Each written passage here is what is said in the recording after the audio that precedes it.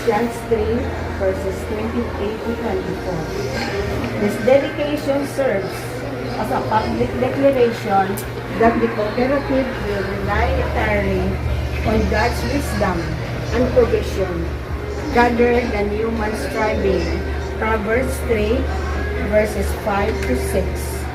Just as King Solomon dedicated the temple, blessing this building invites God's eyes, heart, and protective presence to dwell within its walls continually. 2 Chronicles 7:16. It establishes a spiritual standard, ensuring that every employee, member, and leader who walks through the doors experiences a culture rooted in grace and mutual respect. Ultimately, this blessing is performed solely for the glory of God. It transforms a physical structure into a beacon of life, testifying that our 15 years of success belong entirely to Him. That's Matthew 5:16. By consecrating this expanded office, the Board of Trustees ensures that every milestone achieved in this new chapter directly honors and magnifies the Lord's holy name. So we praise you, Lord. And this is very special day for all of us. In 2011, we started with a handful. God has expanded our territory, and we praise Him for it. And we lift this up. We lift each one of you to Him, to continue to serve Him with honor, with integrity, with honesty. And for our guests, you know the struggles and testament of these struggles, and God has so blessed this office with the encouragement of the Lord to everyone, for every officer. And we praise the Lord for this. Thank you, everyone. Thank you, General Manager Linda. And now we proceed to the blessing and dedication of this office. We will just follow the writings there on your papers. We receive these words for you, managing King Solomon prayed at the dedication of the temple. You can just imagine the grandeur of the temple. Over 2,000 years ago, how great it was. Grabe dito, full of gold.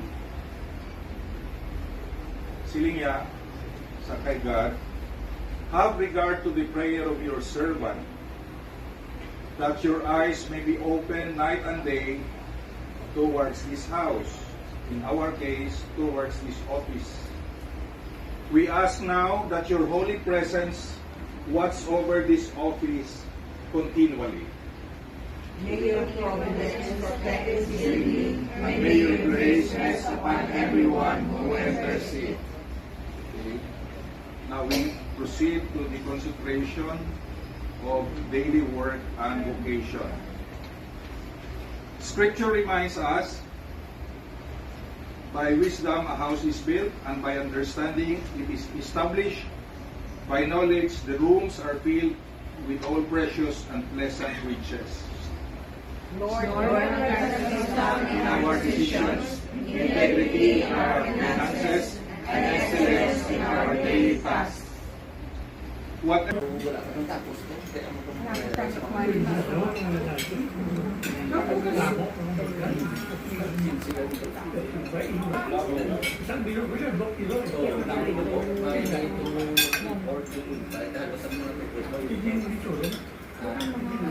Pag-post ko na mo ng business ako. Pag-business ko, pag-post ko, mo na mo ng business ako, yung mga nakilala si Hermas. Ako ka, isa. Kaya po tuloy ko mapabiling. Kaya lang. Kaya po tuloy siya tuloy. Kaya si Kaswada.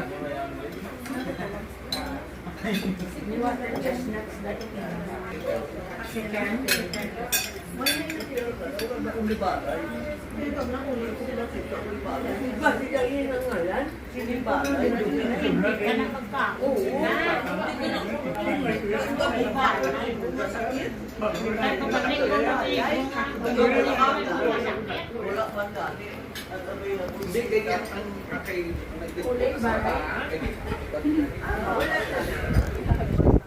Manager's room and conference room.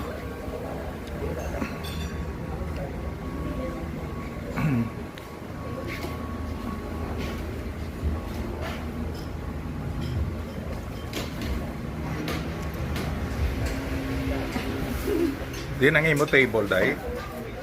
Diri ka. Mayo mayo.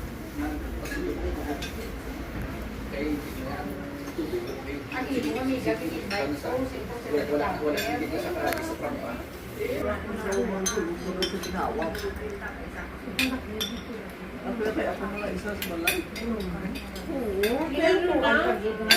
tao na,